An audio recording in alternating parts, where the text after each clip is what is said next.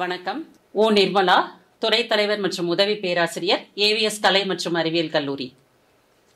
அனைவருக்கும் வணக்கம். பக்தி இலக்கியம். பக்தி என்ற சொல்லின் பொருள் என்ன? பக்தி என்றால் சமய சான்றோர்கள் கூறுவது என்னவென்றால், இறைவனை இறைவனுக்காக நினைப்பது. மனித சமுதாயம் எப்பொழுதும் தம் தேவையை கருதியே கடவுளை நாடுவது வழக்கமாக உள்ளது. ஆனால் சான்றோர்களின் அறிவுரைப்படி பக்தி என்பது மெய் சிலிர்க்க, கண்களில் நீர் வடிய, இரு கரத்தை சிரத்தின் மேல் கை தூக்கி இறைவனை நினைக்கும் பொழுது கண்களில் நீர் சொரிவது. இதுதான் பக்தி. ஆக மொத்தம் இறைவனை இறைவனுக்காக நினைப்பதுதான் பக்தி என்று சான்றோர்கள் கூறுகின்றனர். சரி, இந்த பக்தி என்பதன் தேவை என்ன? எதற்காக இந்த பக்தி இலக்கியங்கள் தமிழில் எழுதப்பட்டுள்ளன? வரலாற்றை சற்று பின்னோக்கி பார்ப்போம். பக்தி இலக்கியம் தோன்றிய காலம் கிபி 6ஆம் நூற்றாண்டு. கிபி 6ஆம் நூற்றாண்டு பல்லவர்கள் தமிழகத்தை ஆண்டு கொண்டிருந்த காலம். அதற்கு முன்னர் என்ன நிகழ்ந்தது தமிழகத்தில்? 2ஆம் நூற்றாண்டிற்கு பிறகு அதன் இறுதி பகுதியில், பிற்பகுதியில் களப்பிரர்கள் வந்து ஆட்சி செய்த பொழுது சமணமும் பௌத்தமும் தமிழகத்தில் தலை தூக்கி இருந்த காலமாக தமிழகம் மாறிவிட்டது. தமிழரின் வைதீக சமயங்கள் என போற்றப்படுபவை, தமிழரின் இரு கண்கள் என போற்றப்படுபவை சைவமும் வைணவமும். இந்த சைவமும் வைணவமும் எப்பொழுது புத்துயிர் பெற்றது என்றால், இந்த களப்பிரர் காலத்தில் கீழே சென்ற அந்த நிலைப்பாடுகள் ஆழ்வார்களும் நாயன்மார்களும் தோன்றிய பின்னர், அவர்கள் பக்தி இயக்கம் என்ற ஒன்றை உருவெடுத்த பின்னர், பக்தி இயக்கமாக தமிழகத்தில் உருமாறி பக்தி வளர்ந்த காலகட்டம் என்றே அதனை கூறலாம், 6ஆம் நூற்றாண்டை. எனவே வரலாற்றில் பார்க்கும் பொழுது பக்தி இயக்கமாக உருவெடுத்து தமிழகத்தில் சைவமும் வைணவமும் மீண்டும் தழைத்தோங்கி மிளிரச் செய்தது நம்முடைய நாயன்மார்களும் ஆழ்வார்களும் என்று பார்க்க முடிகின்றது. இந்த நாயன்மார்கள் யார்? எல்லோரும் ஒரே காலத்தை சார்ந்தவர்களா என்றால் இல்லை. நாயன்மார்கள் 63 பேர்.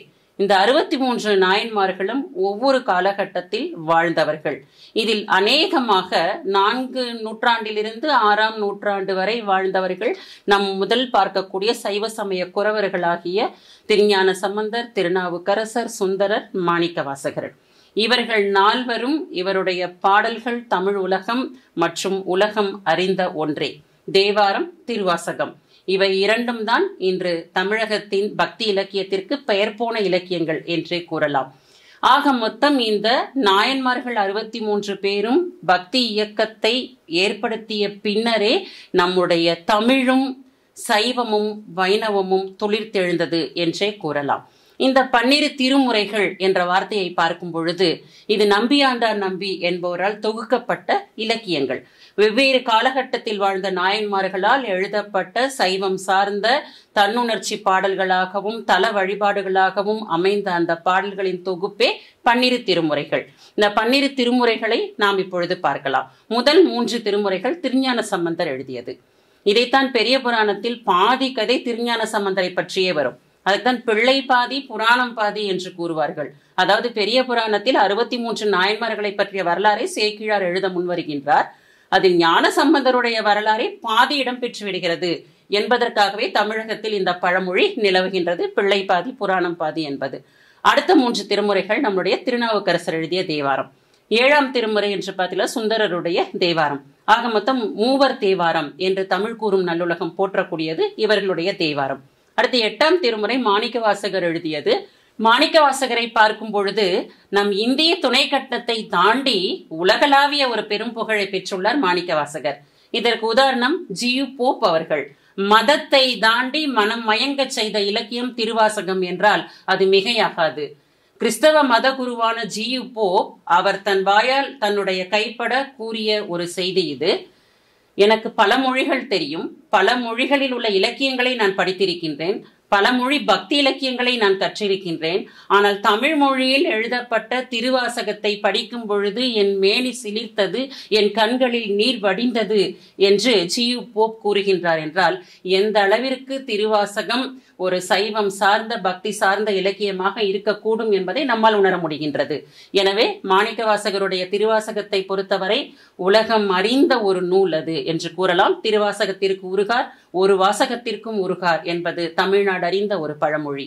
அடுத்தது 9ஆம் திருமுறை என்று பார்த்தீர்கள் என்றால் 9 பேர் எழுதக்கூடிய நூல்களுடைய தொகுப்பாக நம்பியாண்டார் நம்பி அவர்கள் தொகுத்து வைத்துள்ளார். 10ஆம் திருமுறை திருமூலர் எழுதிய திருமந்திரம். திருமந்திரம் எழுதிய திருமூலர் பார்த்தீர்கள் என்றால் இவருக்கு ஒரு தனி மிகப்பெரிய வரலாறு உள்ளது. தமிழ்நாட்டின் ஆதி சித்தர், சித்தர்களில் முதலில் தோன்றிய தலையாய சித்தர் என்று இவர் கூறப்படுகின்றார். திருமூலர் ஒரு சிவஞான யோகியாக கருதப்படுகின்றார். கைலை மலையிலிருந்து இவர் இறங்கி வரும் பொழுது ஆடு மேய்த்து கொண்டிருந்த மூலன் என்ற இடையன் இறந்து கிடக்க அவர் உடலில் கூடு விட்டு கூடு பாய்ந்து அதற்கு பின்னர் இல்லற வாழ்க்கையில் அவருக்கு ஒரு மனைவி இருப்பதை கண்டறிந்து இது ஒரு அவசரப்பட்டு எடுத்த முடிவு என்று கருதி அவர் ஒரு அரச மரத்தடியில் ஆழ்ந்த தியான தவநிலைக்கு போகின்றார் என்று கூறப்படுகிறது. 3000 ஆண்டுகள் தவநிலையில் இருந்தார் என்றும் கூறப்படுகின்றது. இது ஒரு செவிவழி செய்தி. இது ஆதாரமற்ற ஒரு செய்தியாக இருந்தாலும் காலம் காலமாக சொல்லக்கூடிய செய்தி திருமூலரை பற்றி. இது 3000 பாடல்களையும் ஆண்டுக்கு ஒன்றாக அவர் எழுதினார். அவர் கண் திறக்கும் பொழுதெல்லாம் ஒரு பாடலை எழுதினார் என்று கூறப்படுகிறது. எனவே திருமூலர் எழுதிய அந்த திருமந்திரம் 9 தந்திரங்களை கொண்டிருக்கும். இந்து சமயத்தை பற்றி, சைவ சித்தாந்தத்தை பற்றிய மிக தெளிவான ஒரு நூல் என்று கூறினார். அது திருமூலர் எழுதிய திருமந்திரம் என்பது அனைவரும் ஒற்றுக்கொள்ளக்கூடிய ஒரு செய்தி. அடுத்து 11ஆம் திருமுறை பார்த்தீர்கள் என்றால் 12 பேர் எழுதிய நூல்களின் தொகுப்பு. இதில் முதன்மையானவராக அல்லது அனைவரும் அறிந்தவர் என்று கூறப்படுவதால் காரைக்கால் அம்மையார். காரைக்கால் அம்மையாரை ஓரளவு தமிழ் கூறும் நல்லுலகும் அறிந்திருக்கும், இந்திய சமுதாயமும் அறிந்திருக்கக்கூடிய ஒரு பெண் நாயன்மார். ஏனென்றால் 63 நாயன்மார்களில் அநேகமானோர் ஆண்கள், இதில் 3 பேர் மட்டுமே பெண்கள். ஏன் பக்திக்கும் பெண்களுக்கும் என்ன அப்படி ஒரு பிரச்சனை என்று பார்த்தால் பல சமயங்கள் பல மொழிகள் ஒவ்வொரு மாதிரி கூறுகின்றன. நம்முடைய இலக்கியங்களிலே பார்த்தீர்கள் என்றால் கூட பௌத்தம் சமணம் எல்லாம் இறைவனை அடைவதற்கு பெண்கள் தடை என்று கூறுகின்றன. அப்படிப்பட்ட சமயங்களுக்கு மத்தியில் தான் நம் ஆழ்வார்களிலும் பெண்கள் இருக்கின்றார்கள், நம்முடைய நாயன்மார்களிலும் பெண்கள் இருக்கின்றார்கள். ஆக மொத்தம் நம்ம தமிழகத்துடைய வைதீக சமயங்களாகிய சைவமும் வைணவமும் இறைவனை இறைவனுக்காக நினைத்தால் யார் வேண்டுமானாலும் முக்தி அடையலாம். முக்தி என்றால் என்ன? இறைவனோடு இரண்டர கலத்தல். மீண்டும் மீண்டும் இந்த மனித பிறவி கிடையாது, மனித பிறவியோ அல்லது உலகத்தில் இருக்கக்கூடிய வேறு வேறு வகையான பிறவிகளோ கிடையாது என்று கூறப்படுகிறது. வேறு வேறு வகையான பிறவிகள் என்றால் இதில் ஞானசம்பந்தர் குறிப்பாக கூறுவார். கிட்டத்தட்ட 68 லட்சம் வகையான உடல்கள் என்று கூறுவார். ஏனென்றால் புழு பூச்சிகள் என்று எடுத்துக்கொண்டால் கூட பல வகையான வகை இருக்கின்றன. எனவே 68 லட்சம் வகையான உடல்களுக்குள் புகுந்து புகுந்து என் ஆன்மா வதைப்படுவதை நான் விரும்பவில்லை, எனக்கு முக்தி கொடுங்கள் என்று ஞானசம்பந்தர் இறைவன் கிட்ட கேட்பார். எதுக்காக இதை கூற வந்தேன் என்றால், இறைவனோடு இரண்டர கலப்பதற்கு பெண்கள் தடை என்று கூறிய சமயங்களும் நம் இந்திய தேசத்திலும் உள்ளது, நம் தமிழ் கூறும் நல்லுலகத்திலும் இருந்தது. அதனால்தான் அந்த சமயங்கள் எல்லாம் இங்கு தோற்று போய்விட்டன. நம்முடைய வைதீக சமயங்களாகிய சைவமும் வைணவமும் இறைவனை இறைவனுக்காகவே நினைத்து முக்தி அடைந்த பெண்களும் அதில் உள்ளனர் என்று நமக்கு சான்றுகள் பகர்கின்றன. எனவே 11ஆம் திருமுறையில் 12 பேர் எழுதிய பாடல்கள் இருக்கிறது என்று கூறினேன் அல்லவா? அதில் ஒருவர் தான் காரைக்கால் அம்மையார். காரைக்கால் அம்மையாரோட வரலாறு இந்த இந்திய சமுதாயம் முழுவதுமே அறிந்த ஒரு விஷயம். ஏனென்றால் இல்லற வாழ்வில் இருந்து தான் இறைவனை இறைவனுக்காகவே நினைத்து தன்னுடைய இந்த மேனி, இந்த உடல் வேண்டாம் என்று கதறி அழுது அவருடைய நிலையை இயலாமையை நோக்கி இறைவனே அம்மையே போதும் நில் என்று கூறினாராம். அவருடைய வதைப்பாடுகளை, உலக வதைப்பாடுகளை எண்ணி எண்ணி தன்னை அவர் வருத்தி கொண்டு இறைவன் கிட்ட முக்தி கேட்கிறாங்க காரைக்கால் அம்மையார். அவருடைய அந்த நிலையை பார்த்து இறைவனே கைலை மலையிலிருந்து சிவன் கூறினாராம், அம்மையே போதும் நில் என்று சொன்னதுனாலதான் புனிதவதி என்ற அவங்களுடைய இயற்பெயர் கூட மறைந்து போய் காரைக்கால் அம்மையார், ஊர் காரைக்கால் பிறந்தது இல்லையா? அதனால இறைவனே அம்மா என்று கூப்பிட்டதனால் காரைக்கால் அம்மையார் என்ற பெயர் நிலவியது. இது ஒரு மிகப்பெரிய ஒரு வரலாறு, மிக சுவாரஸ்யமான வரலாறு என்று கூறலாம் 11ஆம் திருமுறையை பொறுத்தவரை. 12ஆம் திருமுறை பெரிய புராணம், சேக்கிழார் எழுதியது. உண்மையில் இயல்பாக பார்த்தால் நம்பியாண்டார் நம்பி அவர்கள் தொகுத்தது 11 திருமுறை தான். நம்முடைய நாயன்மார்கள் எழுதிய பாடல்களை எல்லாம் தொகுத்து 11 திருமுறை தொகுத்து வைத்திருந்தார்.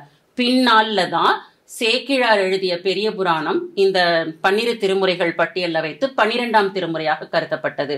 ஏன் அந்த அளவிற்கு அதுல என்ன முக்கியத்துவம் இருக்கு என்று பார்த்தால், சேக்கிழார் ஒரு நாட்டின் முதல் அமைச்சர். முதலமைச்சராக இருந்த அவர் அரசன் சமண சமயத்தில் ஈடுபட்டு சமண சமய நூல்களை படித்து வியந்து அமர்ந்திருந்த பொழுது அந்த மன்னரை பார்த்து, இதை விட நமக்கு ஏற்ற செய்திகள் நம் சைவ சமயத்தில் உள்ளன என்று கூறினாராம். மன்னன் அவருக்கு சவால் விடுகின்றார். சைவ சமயத்தில் உள்ளது என்றால் என்ன, எனக்கு நூல் வடிவாக தாருங்கள் என்று கேட்டதாகவும், அதற்காக முனைந்து இந்த 63 நாயன்மார்கள் சைவ சமயத்தை வளர்ப்பதற்காக நம்முடைய இந்தியாவின் தென்கோடி முதல் வடகோடி வரை பாத யாத்திரை நடந்தே சென்று சிவாலயங்கள் தோறும் இறைவனை வழிபட்டு சைவத்தையும் தமிழையும் வளரச் செய்த நாயன்மார்கள். இந்த நாயன்மார்களை பற்றிய வரலாறு இந்த தமிழ்நாட்டில் இல்லை. எல்லாம் செவிவழி செய்தியாகத்தான் கூறிக்கொண்டிருக்கின்றார்கள். இதை ஒரு நூல் வடிவில் தரலாமே என்று சேக்கிழார் முடிவு செய்கின்றார். இதற்கான ஆதாரங்களை தேட மன்னர் அவருக்கு ஆள்பலம் கொடுக்கின்றார், படைபலம் கொடுக்கின்றார். ஏனென்றால் ஒவ்வொரு நாயன்மார்களும் ஒவ்வொரு காலகட்டத்தில் வாழ்ந்தவர்கள், ஒவ்வொரு பகுதிகளில் வாழ்ந்தவர்கள். அந்த பகுதிக்கு செல்வதற்காக இவருக்கு வசதிகளை மன்னர் செய்து கொடுக்கின்றார். ஏனென்றால் எந்த ஒரு விஷயத்தையுமே நம்ம எழுத வேண்டும் என்றால் அதற்கான சான்றுகள் வேண்டும், அடிப்படை சான்றுகள் வேண்டும், ஆதாரங்கள் வேண்டும். இந்த ஆதாரங்களை எல்லாம் திரட்டி கல்வெட்டு சான்றுகள், இலக்கிய சான்றுகள், அவர்களுடைய முன்னோர்கள் சான்றுகள் இவற்றை எல்லாம் தொகுத்து அருள்மொழி தேவர் என்ற இயற்பெயரை கொண்ட சேக்கிழார் எழுதியதுதான் 63 நாயன்மார்களை பற்றிய பெரிய புராணம். பெரிய புராணம், புராணம் என்றால் வரலாறு என்று பொருள். பெரிய என்று ஏன் வந்தது என்றால் 63 பேரோட கதை. ஒரு கதையை கூறுவது என்றாலே அதற்காக நேரம் எப்படின்னு உங்களுக்கு தெரியும். இப்ப 63 பேருடைய கதை என்பதால் அது பெரிய புராணம் என்று கூறப்பட்டது. இந்த பெரிய புராணத்தை அவர் திருஞான சம்பந்தரின் பிறந்த நாள் என்று ஆரம்பிக்கின்றார். அவருடைய பிறந்த நாள் என்று ஆரம்பித்து சரியாக 1 வருடத்தில் எழுதி முடிக்கின்றார் என்று கூறப்படுகிறது. 1 வருடத்தில் எழுதி முடித்த பின் என்ன நடந்தது என்றால், இந்த நூலுடைய அரங்கேற்றத்திற்கு அரசனுடைய பட்டத்து யானையின் மேல் சேக்கிழார் அமர்கின்றார். ஏனென்றால் பட்டத்து யானையின் மேல் ராஜா மட்டும்தான் உட்காரணும். அந்த பட்டத்து யானையின் மேல் சேக்கிழாரை அமர வைத்து அரசன் அவருடைய இந்த முயற்சிக்காக இந்த நூலை படித்து வியந்து இதில் இருக்கக்கூடிய செய்திகளின் உண்மையை உணர்ந்து இதை மக்களிடையே கொண்டு போய் சேர்க்க வேண்டும். உண்மையான சைவத்தை பற்றிய செய்தியும் அது தமிழ் வழியாக எவ்வளவு அழகாக கூறப்பட்டிருக்கிறது என்பதையும் மக்களிடையே கொண்டு போய் சேர்க்க வேண்டும் என்றால் மன்னனின் முயற்சி மிக மிக இதில் முக்கியமாக இருக்கின்றது. பட்டத்து யானையின் மேல் அவரை அமர வைத்து அருகில் தான் அமர்ந்து அவருக்கு கவரி வீசிக்கொண்டு சாமரம் வீசிக்கொண்டு முக்கிய வீதிகளில் வீதி உலா சென்றதாக வரலாறு கூறுகின்றது. இவ்வாறாக 12 திருமுறையை அழகாக நாயன்மார்கள் எழுத, அந்த நாயன்மார்களின் வரலாறை மிக அழகாக தமிழ் கூறும் உலகத்திற்கு எடுத்து எழுதிய சேக்கிழாரின் பெரிய புராணத்திற்கு மன்னன் கொடுத்த மிகப்பெரிய அங்கீகாரம் இது. இது 12 திருமுறைகளின் வரலாறு. நன்றி.